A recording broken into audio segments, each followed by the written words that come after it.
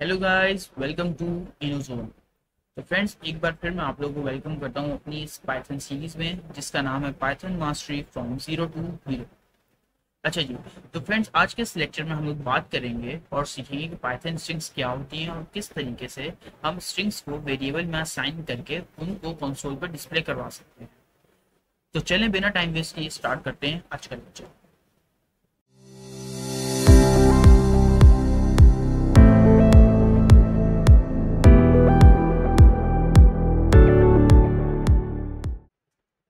Python strings किसी भी programming language या फिर पाइथन में टेक्स्ट जो है वो स्ट्रिंग्स को रिप्रेजेंट करता है। टेक्स्ट का मतलब ये है कि कोई भी वर्ड हो सकता है या फिर कोई पैराग्राफ हो सकता है। अगर कोई वर्ड या पैराग्राफ हो तो उसका मतलब ये है कि वो हमारे पास स्ट्रिंग है। स्ट्रिंग को डिफाइन करने के लिए हम लोग या तो सिंगल कोटेशंस का यूज करते हैं या फिर डबल कोटेशन मार्क्स का यूज करते हैं, जिससे हम लोग अपनी सिंगल लाइन स्ट्रिंग को डिक्लेयर कर सकते हैं या फिर लिख सकते हैं। For example, hello in single quotations is the same as hello in double quotations. ये दोनों एग्जांपल्स बिल्कुल सेम है। पाइथन इन दोनों एग्जांपल्स को, जो सिंगल कोटेशन में हेलो लिखा है और जो डबल कोटेशन के अंदर हेलो लिखा है, उसको सेम कंसिडर करें और ये दोनों वैलिड सिंटेक्स हैं स्ट्रिंग को रिप्रेजेंट करने का। अब अगर हमें अपने स्ट्रिंग को स्क्रीन के ऊपर डिस्प्ले करना है तो उसके लिए हम लोग यूज करेंगे पाइथन का बिल्ट इन फंक्शन जिसका नाम है प्रिंट। फॉर एग्जाम्पल, हमने लिखा प्रिंट और उसके अंदर हम ब्रैकेट के अंदर हम लिख देंगे कोटेशन के अंदर हेलो। ये कोटेशन सिंगल भी हो सकती है और डबल भी हो सकती है। तो ये था बिल्कुल बेसिक कॉन्सेप्ट। अब देखते हैं कि हम लोग स्ट्रिंग को किसी वेरिएबल के अंदर कैसे असाइन कर सकते हैं। तो किसी भी वेरिएबल के अंदर स्ट्रिंग को असाइन करने के लिए हम लोग यूज करते हैं इक्वल्स टू का साइन। ठीक है। Assigning a string to a variable is done with the variable name followed by an equal sign and a string.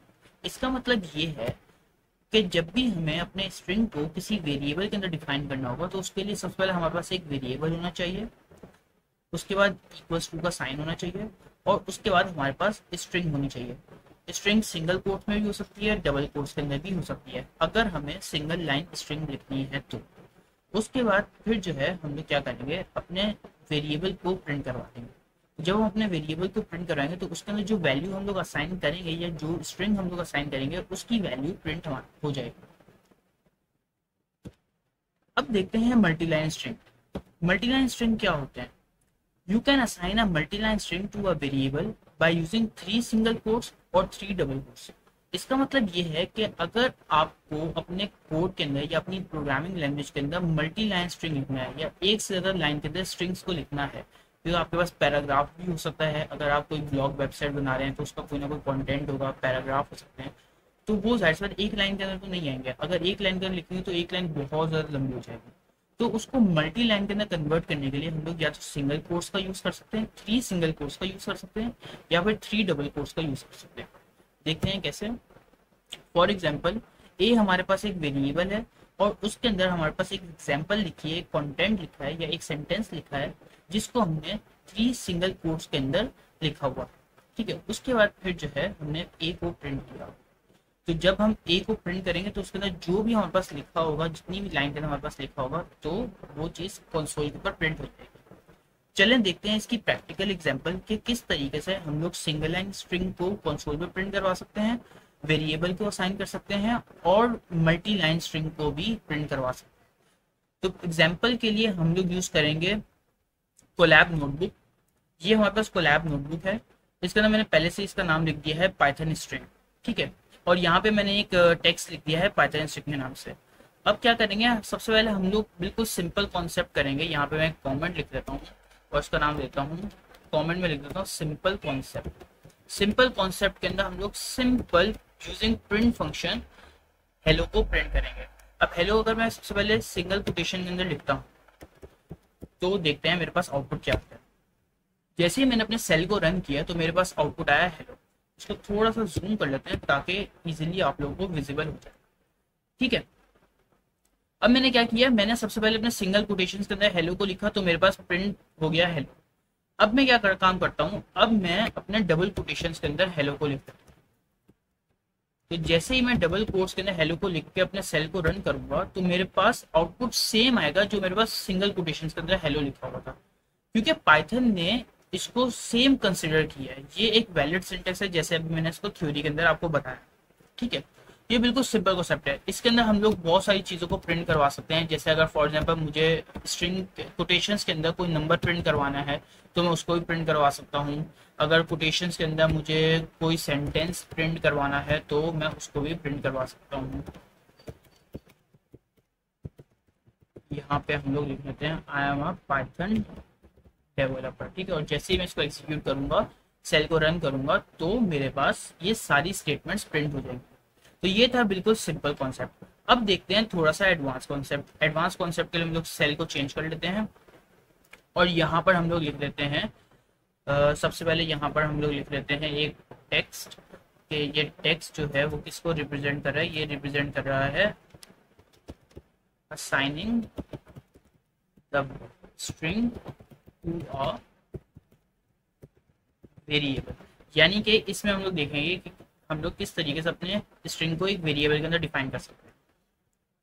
तो सबसे पहले हम लोग अपने वेरिएबल का नाम लिख लेते हैं। तो वेरिएबल का नाम कुछ भी हो सकता है। फॉर एग्जांपल मैं यहाँ पर ले लेता हूँ स्ट्रिंग वेरिएबल, स्ट्रिंग वेरिएबल। और इसके अंदर मैं लिख लेता हूँ सिंगल कोटेशन से सबसे पहले मैं लिखता हूँ और इसके अंदर मैं लिख लेता हूँ दिस, या पे हेलो फ्रॉम सिंगल कोट्स। ठीक है, अब जब मैं अपने स्ट्रिंग बार को प्रिंट करवाऊंगा तो मेरे पास आउटपुट वही आएगा जो वैल्यू इसके अंदर स्टोर हुई है। ठीक है, यानी कि मेरे पास स्क्रीन पे प्रिंट होगा हेलो फ्रॉम सिंगल कोट्स। ठीक है, हेलो फ्रॉम सिंगल कोट्स आपके पास स्क्रीन पे शो हो गया। यानी कि मैंने पहले सिंगल कोटेशंस को यूज किया और अपने वेरिएबल के अंदर इस वैल्यू को, इस सेंटेंस को स्टोर करवा दिया। और जब मैंने इसको प्रिंट किया तो मेरे पास वही चीज प्रिंट हुई जो मैंने यहाँ पर लिखी। ठीक है, अब मैं काम करता हूँ, अब मैं डबल कोटेशंस का यूज करके अपनी वैल्यू को स्टोर करवाता हूँ एक सिंगल वेरिएबल के अंदर। तो यहाँ पे पहले कॉमेंट लिख लेता हूँ डबल कोटेशंस या डबल कोट्स। ठीक है, यहाँ पे मैं लिख लेता हूँ डबल कोट्स के नाम से मेरा एक वेरिएबल बनाता हूँ double quotes is equals to, और यहाँ पे मैं प्रिंट करवा देता हूँ। पहले सबसे पहले मैं यूज करूंगा डबल कोटेशंस और इसके अंदर मैं लिख देता हूँ हेलो फ्रॉम डबल कोट्स। ठीक है, अब मैं इसको प्रिंट करवाता हूँ, अपनी सेल को एग्जीक्यूट करता हूँ। अभी कुछ भी नहीं आएगा क्योंकि मैंने प्रिंट फंक्शन यूज नहीं किया। तो मैं इसको प्रिंट फंक्शन के थ्रू प्रिंट करवा लेता हूँ प्रिंट डबल कोट्स। ठीक है, तो जैसे ही मैं इसको एग्जीक्यूट करूंगा तो मेरे पास यहाँ पे लिखा हुआ गया हेलो फ्रॉम डबल कोट्स। तो ये था मेरे पास तरीका कि किस तरीके से मैं अपने वेरिएबल को, सिंगल लाइन स्ट्रिंग को एक वेरिएबल के अंदर स्टोर करवा सकता हूँ और उसको प्रिंट कर सकता हूँ। अब हम काम करते हैं कि अब हम लोग देखते हैं इसकी प्रैक्टिकल एग्जांपल कि किस तरह हम लोग मल्टी लाइन स्ट्रिंग को प्रिंट करवा सकते हैं। यहाँ पे कॉमन एक टेक्स्ट लिख लेते हैं मल्टी लाइन स्ट्रिंग्स और इसको थोड़ा सा कर देते हैं बोल्ड। ठीक है, और यहाँ पे हम लोग यूज कर लेते हैं अपना सेल और अब हम लिखते हैं मल्टी लाइन स्ट्रिंग।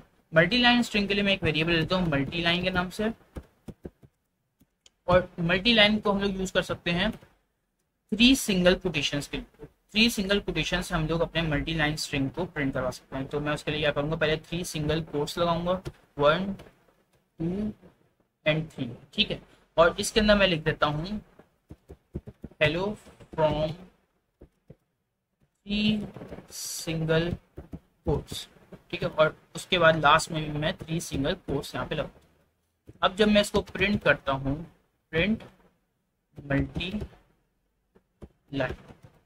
अच्छा, उससे पहले प्रिंट करने से पहले, सेल को एग्जीक्यूट करने से पहले मैं आपको दिखाना चाहूंगा कि इसका फायदा क्या है। अब देखें यहाँ ये तो मैंने एक लाइन के अंदर लिख दिया क्योंकि मेरे पास छोटा सा सेंटेंस था। तो मैं इसको एक काम करता हूँ, इसको मैं ब्रेक कर देता हूँ लाइन को, एंटर। अब देखें ये एक लाइन से 3 लाइन के अंदर शिफ्ट हो। तो सिंगल कोट्स की वजह से ये वाली चीज जो है हमारे पास एग्जीक्यूट हो जाएगी। देखें जैसे ही मैंने इसको एग्जीक्यूट किया, सेल को रन किया, तो मेरे पास क्या है हेलो फ्रॉम 3 सिंगल कोट्स मेरे पास। यानी कि जो मैंने लाइन ब्रेक की थी 3 लाइन के अंदर अपने छोटे से सेंटेंस को लिखा था, तो एज इट इज मेरे पास प्रिंट भी हुआ। अब इसी को हम लोग देख लेते हैं डबल कोट्स के साथ। मल्टी लाइन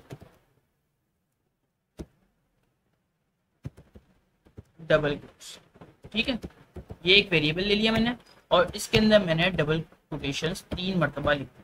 ठीक है, अब मैं यहाँ पे लिखता हूँ हेलो फ्रॉम 3 डबल कोटेशंस, ठीक है, और यहाँ पे मैं अपने स्ट्रिंग को बंद कर, अब इसको भी हम लोग ब्रेक कर लेते हैं, इसको भी हम लोग क्या करते हैं, ब्रेक कर लेते हैं अपने लाइन्स के अंदर, इसे 4 लाइन्स के अंदर ब्रेक कर लेते हैं और लास्ट में इसको, ठीक है। अब हम इसको प्रिंट करवाते हैं using print function, print multi line double quotes, और जैसे मैं इसको एंटर करूंगा तो मेरे पास देखिएगा hello from 3 single quotes and hello from 3 double quotations, यानी कि ये भी हमारे पास एक वैलिड सिंटेक्स है अपने स्ट्रिंग्स को किसी वेरिएबल के अंदर डिक्लेयर करने के लिए और उसको प्रिंट करवाने के लिए। तो फ्रेंड्स, ये था हमारा आज का लेक्चर। इसके अंदर हमने देखा कि सिंगल लाइन स्ट्रिंग क्या होती है, किस तरीके से हम उसको डिफाइन कर सकते हैं, और साथ साथ हमने ये भी देखा कि किस तरह हम अपने स्ट्रिंग्स को एक वेरिएबल के अंदर डिफाइन करके उसको प्रिंट करवा सकते हैं, और मल्टी लाइन स्ट्रिंग की भी हमने कुछ प्रैक्टिकल एग्जाम्पल सीखे। तो अगर आपको मेरी ये वीडियो पसंद आई हो तो इसको लाइक करें, चैनल को सब्सक्राइब करें और बेल आइकन पर क्लिक करें। मिलते हैं नेक्स्ट वीडियो में, till then keep learning, keep growing, take care, bye bye.